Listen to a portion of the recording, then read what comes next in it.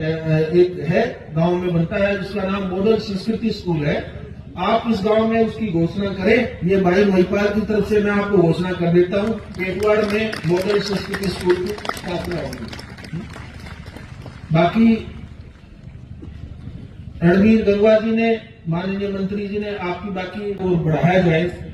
मैं उसके अलावा मैं गांव के सभी भाई बहनों से ये प्रार्थना करूंगा कि गांव के होनहार बच्चों के लिए, खासकर जो गरीब परिवारों के बच्चे हैं, जिस परिवार के बच्चे को आप एक बार ढूंढ लें कि इसको हायर एजुकेशन में बच्चा कुछ करके दिखा सकता है।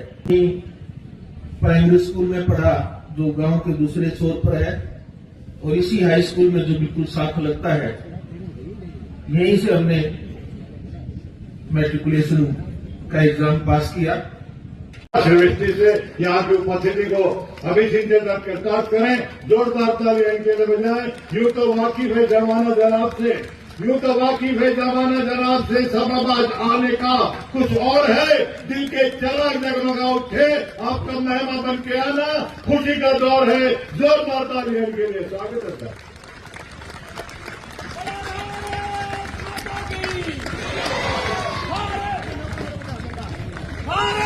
माता की, भारत माता की, भारत माता की, भारत माता की।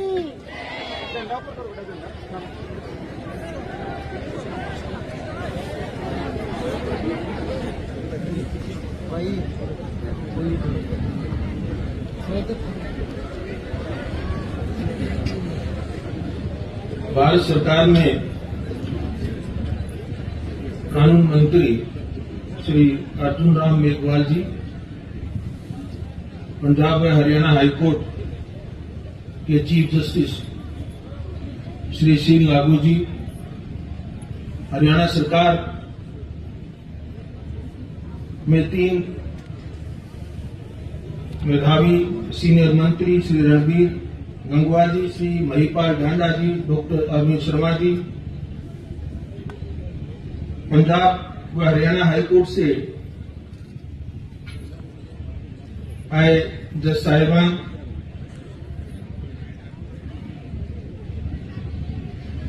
तीन एमएलए भी हमारे यहाँ इस कार्यक्रम में मौजूद हैं। भाई रामकुमार गौतम जी, भाई रणधीर पनिहार जी, और हमारा अपना गांव का बच्चा और गौरव जस्सी पेटवाड़, जनरल बस पूर्व राज्यसभा सदस्य डॉक्टर शंकर भारद्वाज, भूतपूर्व एमएलए, जुडिशरी के काफी बड़े representative, registrar general, high court, district session जज और बहुत सारे जुडिशियल ऑफिसर्स भी इस कार्यक्रम में शामिल हुए हैं। जिला हांसी, जिला हिसार के डिप्टी कमिश्नर, एसएसपी, बाकी सारे सीनियर अधिकारी, एसडीएम नारनौल, डीएसपी नारनौल, बहुत सारे हमारे सिविल के और पुलिस के अधिकारी जो इस कार्यक्रम को सफल बनाने में मुझे पता लगा था, उन्होंने बहुत मेहनत की है और शुरू से इस कार्यक्रम के साथ जो जुड़े हुए हैं। पेटवाड़ गांव के सरपंच, गांव के पंच,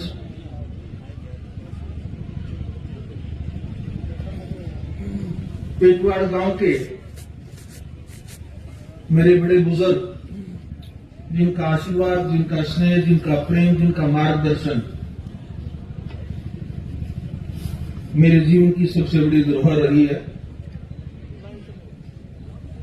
पेटवाड़ गांव के मेरे भाई बहन जो मेरे साथ साथ, समय के साथ साथ जो जिनका साथ मैंने और जिन्होंने मेरे साथ बचपन बिताया, बड़े हुए और जीवन की इस स्टेज तक जो मेरे साथ, चाहे मैं बहुत बार नहीं आ पाता, लेकिन साल में एक बार जैसे गांव में आया तो जो सभी मेरे साथ भावनात्मक रूप से जुड़े रहे, पर सबसे ज्यादा लोग जो मेरे लिए आज की इस सभा में जो महत्वपूर्ण है वो ये प्यारे बच्चे हैं, स्कूल के, कॉलेज के। मेरे उन हर बच्चों, देश का भविष्य हो, और मैं आप सब पर बहुत बड़ा गौरवान्वित हूं। आज मैं बच्चों को जैसे मैंने देखा है तो मेरा विश्वास बहुत ज्यादा बड़ा है कि न केवल पेटवाड़ और हरियाणा बल्कि भारतवर्ष की एक बहुत ही ठोस नींव है जो देश को बहुत आगे तक ले जाकर के पूरे ग्लोब में बहुत बड़ा नाम कमाएगा।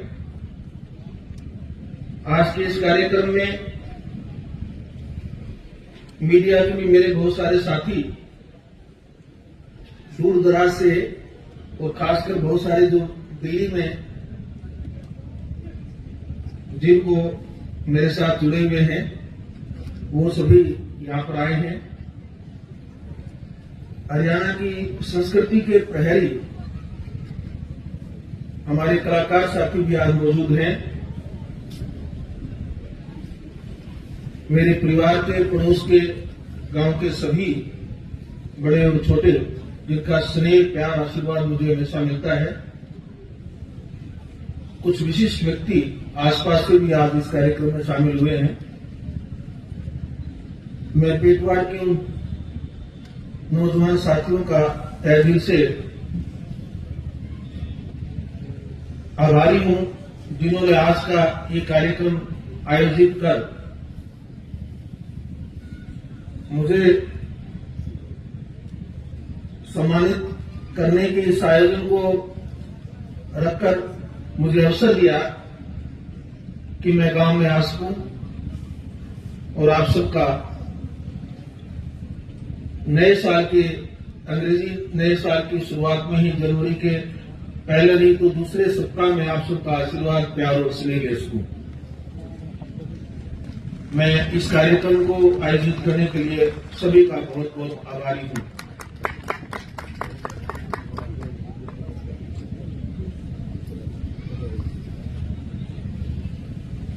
जब भी ऐसे मंच पर आए तो ये दुविधा स्वाभाविक है कि क्या बोलूं और क्या न बोलूं।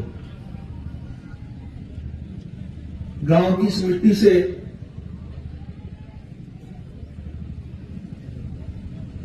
शुरू से जुड़ा हुआ हूं, यहीं पैदा हुआ, यहीं प्राइमरी स्कूल में पढ़ा जो गांव के दूसरे छोर पर है, और इसी हाई स्कूल में जो बिल्कुल साथ लगता है, यहीं से हमने मैट्रिकुलेशन का एग्जाम पास किया।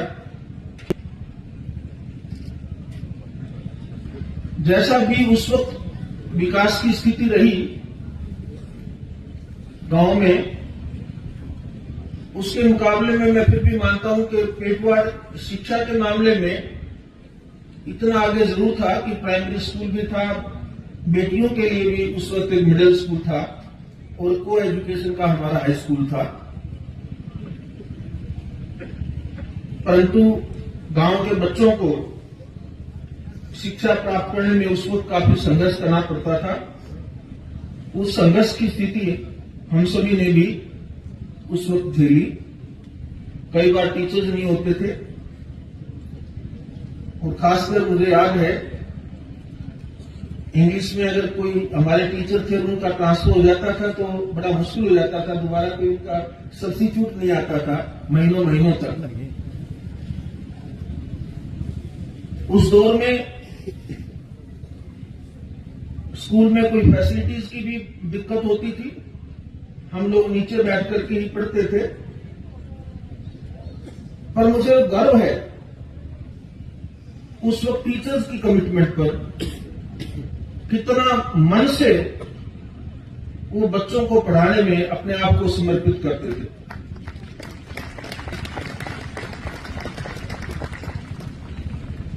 इस गांव में मेरे इंग्लिश के टीचर होते थे मास्टर प्रेम सिंह जी, मदनहेड़ी गांव से थे, अगर मुझे अच्छी तरह याद है तो। उन्होंने कुछ बच्चों को परखा, और परखा किस बात के लिए कि मैट्रिक के बोर्ड के एग्जाम में कुछ बच्चे पास हो जाए ताकि इस गांव का रिजल्ट किसी तरह अच्छा आ जाए। इस बात के लिए उन्होंने कुछ बच्चों को पूरी क्लास में से अलग से छाटा और हमें आदेश दिया कि इस गांव में ही, स्कूल में ही रात को हमें रुकना होगा। तो धान की पराली नीचे बिछा करके गांव, इस स्कूल का जो बीच वाला कमरा जो सबसे बड़ा रूम था, उसमें पराली बिछा करके हम लोग बच्चे उसमें सारे इकट्ठे सोते थे, इकट्ठे रात को मास्टर जी पढ़ाते थे। तो सारा दिन स्कूल की क्लासेस के अलावा उन बेचारों को कोई ट्यूशन थोड़ा मिलता था, लेकिन वो एक मन होकर सिर्फ इस बात के लिए कि ये बच्चे थोड़ा बहुत होनहार हैं, ये आगे निकल सकते हैं, इस बात के लिए उन्होंने रातों को 11 बजे तक, 12 बजे तक हम बच्चों को इस स्कूल में रात को पढ़ाया है। और मुझे लगता है ये उनकी मेहनत का परिणाम था, उनका आशीर्वाद था, उन गांव के बुजुर्गों का, मेरे माता पिता का और गांव के हर उस बुजुर्ग का जिन्होंने उस वक्त हमको प्रोत्साहित किया। ये सब उनके आशीर्वाद का परिणाम था कि हम गांव से मैट्रिकुलेशन करके आगे की पढ़ाई के बारे में सोच पाए। आज मेरे पिताजी हमारे मध्य नहीं है, लेकिन मेरे भाइयों जो यहां मौजूद हैं उनके सामने ही ये घर में डिस्कशन हुआ कि कौन क्या करेगा, और मैंने पिताजी को अपनी इच्छा जाहिर की कि मैं कॉलेज में पढ़ना चाहता हूं। तो जो मर्जी आर्थिक उनके स्थिति उस वक्त रही, क्योंकि हम सभी भाई अलग अलग से पढ़ाई में थे, तो 4-4 बच्चों की एजुकेशन का भार वो अकेले उनके कंधों पर था। पर उन्होंने एक बार भी मुझे ये नहीं कहा कि तुम कॉलेज में नहीं जाओगे या कोई अल्टरनेट शिक्षा की बात सोचो। उन्होंने कहा कि तुम कॉलेज में जाओ। मैंने कॉलेज में फिर यह हुआ कि मैं साइंस में पढ़ूं या आर्ट्स में पढ़ूं, तो मैंने कहा मैं आर्ट में पढ़ना चाहता हूं। तो पिताजी और मां दोनों ने मुझे सहर्ष से कहा तुम वही विषय पढ़ो जो तुम चाहते हो। ग्रेजुएशन के बाद भी ये द्वंद्व हुआ कि क्या किया जाए। घर में कुछ लोगों का यह था कि मैं कंपटीशन देकर के नौकरी की बात सोचूं, कुछ सजेशन ये था कि मेरी ज्योग्राफी की बैकग्राउंड थी, तो मैं ज्योग्राफी में एमएससी कर लूं, दोनों एमएससी होती थी, ताकि मैं टीचिंग लाइन में चला जाऊं। पर मैं थोड़ा सा हट्टी था, और हट तो हट है।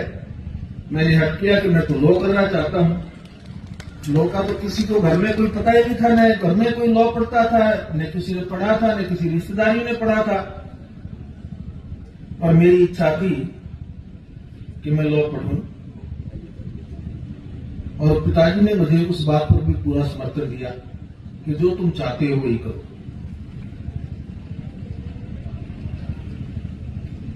वो एक मित्र, मार्गदर्शक और मेरे लिए बहुत ही बड़े एक शक्ति स्वरूप में मेरे जीवन में रहे। वो उस वक्त मेरा साथ नहीं देते तो मुझे कई बार लगता है कि मेरा शायद कैरियर कुछ डिफरेंट होता। गांव के कई ऐसे बुजुर्ग हैं, मास्टर विशाल सिंह जी, चौधरी मोनूराम जी उन दिनों, और मेरे क्लास में मेरे मित्र थे थानूराम, जिनके पिताजी हमारे खेत में भी हमारा सहयोग करते थे और हमारे साथ जुड़े रहते थे। मुझे उन बुजुर्गों का चित्र याद है कि जब भी मैं उनके पैर छूने की कोशिश करता तो सबसे पहले वो कहते, बेटा तुम्हें होनहार हो, तुम्हें बहुत बड़ा बनना है और इस गांव का नाम रोशन करना है। वो जो प्रेरणाएं थी, वो जो सात्विक प्रेरणाएं थी, वो ही मुझे कहीं इस गांव से बाहर शहर में, और शहर से चंडीगढ़, और चंडीगढ़ से फिर मुझे जो मेरी यात्रा रही उसमें वो सारा जो मेरे सही मायनों में अगर कोई मैंने धन अर्जित किया तो वो मेरे लिए जो प्रार्थनाएं थी और जो मेरे लिए आशीर्वाद था और जो उन्होंने संभावनाएं देखी, वो सब मेरे लिए एक बहुत बड़ी शक्ति जो बनी, वो सब सारी चीजें ही परिणाम है जो मैं आज आपके सामने हूं। ये बात मैंने इन प्यारे बच्चों के लिए बताई है। मेरी बेटियां और मेरे बेटे यहां पर मौजूद हैं। मैं इन होनहार बेटियों को देश की सेवा में अलग अलग पोजीशंस में देखना चाहता हूं। आप में से कुछ लोग अगर आर्मी में, एयरफोर्स में, नेवी में, कोस्ट गार्ड में अगर कहीं होंगी, तो आप में से कुछ लोग इंजीनियर और डॉक्टर होंगी, कुछ सिविल सर्विसेज में होंगी, और मुझे पूरा यकीन है आप में से कुछ बच्चे लॉ में भी जाएंगे, अच्छे अच्छे नेशनल लॉ स्कूल में पढ़ेंगे, और पढ़ करके आप कुछ ऐसा करके दिखाएंगे, लोग ये बोलेंगे कि ये सूर्यकांत के गांव से आए हुए बच्चे हैं जिन्होंने इतना बड़ा मान और सम्मान कमाया है। मेरी गांव के भाई और बहनों से भी एक प्रार्थना है कि बच्चों को शिक्षा लेने से मत रोकें। जिस भी फील्ड में, जिस भी क्षेत्र में बच्चे पढ़ना चाहते हैं, मुझे पता है आपको आर्थिक कठिनाइयां हो सकती हैं, मुझे ये भी पता है कि माता पिता की अपेक्षा होती है कि बच्चा जल्दी से जल्दी अपने पैरों पर खड़ा हो और कमाई शुरू करे। पर आप एक बात आप पल्ले से गांठ मान करके रख लेना कि सबसे बड़ी कमाई आपके बच्चों की शिक्षा का धन है। उनको शिक्षित बनाइए। पिताजी ने एक छोटा सा प्रयास किया था, आप सबको मालूम है। हमारे पिताजी ने एक हमारे परिवार की ट्रस्ट बनाई, और ट्रस्ट के माध्यम से हमने निर्णय लिया कि गांव के जो भी बच्चे शिक्षा में आगे आएंगे, जो अच्छी मेरिट के बच्चे होंगे, प्राइमरी स्कूल से लेकर के, मिडिल से लेकर के और मैट्रिकुलेशन तक, हम उनकी आर्थिक सहायता करेंगे।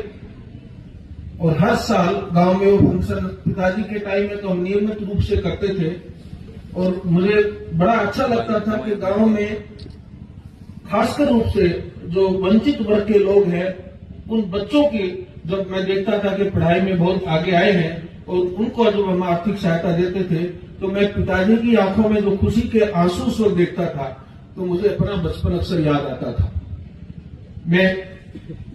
हमारा जो छोटा सा प्रयास है वो तो जारी रहेगा ही रहेगा। मैं अपने भाइयों से, अपने परिवार से अनुरोध करूंगा कि वो जो जितनी छोटी सी सहायता हम करते हैं, उस सहायता को बढ़ाया जाए। मैं उसके अलावा मैं गांव के सभी भाई बहनों से ये प्रार्थना करूंगा कि गांव के होनहार बच्चों के लिए, खासकर जो गरीब परिवारों के बच्चे हैं, जिस परिवार के बच्चे को आप एक बार ढूंढ लें कि इसको हायर एजुकेशन में बच्चा कुछ करके दिखा सकता है, उस बच्चे की जिम्मेवारी आप अकेले माँ बाप पर मत छोड़िएगा। उस बच्चे को सारा गांव अडॉप्ट करे और वो गांव का बच्चा हो।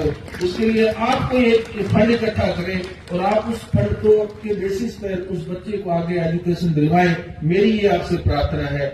आप जब भी ये फंड करेंगे तो सबसे पहला डोनेशन जो है, सबसे पहला मैं अपनी उसमें पैसा डालूंगा, मेरे अपने अकाउंट से आपके लिए मैं उसमें आर्थिक मदद करूंगा।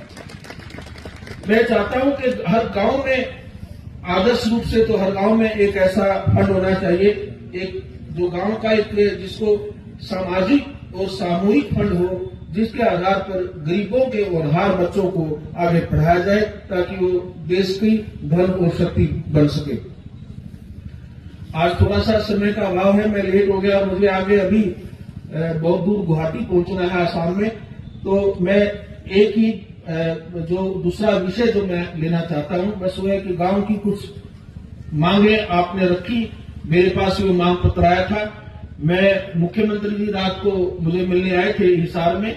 उन्होंने मुझे कहा कि जो भी गांव की मांग है, हमारे 3 मंत्री जी वहां पर रहेंगे और वो मुख्यमंत्री जी के रिप्रेजेंटेटिव के तौर पर यहाँ पर हैं, और जो भी गांव की हमारी डिमांड्स है वो सब पूरी हो जाएगी।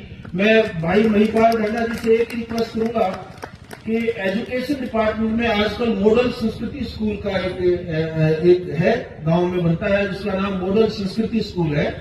आप इस गांव में उसकी घोषणा करें। ये भाई महिपाल की तरफ से मैं आपको घोषणा कर देता हूं कि एटवाड़ में मॉडल संस्कृति स्कूल की स्थापना होगी। बाकी रणवीर गंगवा जी ने, माननीय मंत्री जी ने आपकी बाकी डिमांड्स को लेकर के आपको बता दिया है, वो सब पूरी हो जाएगी। मुझे पूरा विश्वास है कि मैं जब दोबारा गांव में आऊंगा तो यहाँ हॉस्पिटल भी बन रहा होगा, एक बहुत सारा सुंदर हाई स्कूल होगा, सारे तालाब भी आपके साफ सुथरे होंगे। और सबसे अच्छी बात है, मैं जब आऊं तो मेरे गांव के प्यारे बच्चे बहुत मुझे प्रेरणादायक स्रोत के रूप में मुझे नजर आए। मैं इन बच्चों में देश का भविष्य बहुत गहराई से देखता हूं। मेरा अगर कोई सबसे बड़ा मेरा कोई लाइफ का एसेट है तो ये देश के बच्चे हैं, इनको मैं आगे बढ़ना देखना चाहता हूं। मेरे को इससे बड़ी इस गांव से और कोई मान सम्मान नहीं मिलेगा अगर मुझे ये खबर आती रहे कि पेटवाल गांव का एक बच्चे ने वहां पर ये पोजीशन है प्राप्त की है, या कोई हमारा बच्चा किसी और फील्ड विशेष में कामयाब हुआ है, चाहे वो स्पोर्ट्स में है। हरियाणा तो स्पोर्ट्स के लिए भी बहुत ज्यादा मेहनत बचाता है। अगर आप स्पोर्ट्स में जो आपका मन है उसी फील्ड में जाइए, देश में और विदेश में नाम कमाइए। यही पेटवाड़ गांव के लिए हमारा सबसे बड़ा एक तोहफा होगा। हम सब उसी के लिए समर्पित रहेंगे। मैं गांव वालों का बहुत बहुत आभारी हूं। आपने आज ये कार्यक्रम किया और आपने अपने इस बच्चे को, इस बेटे को याद किया।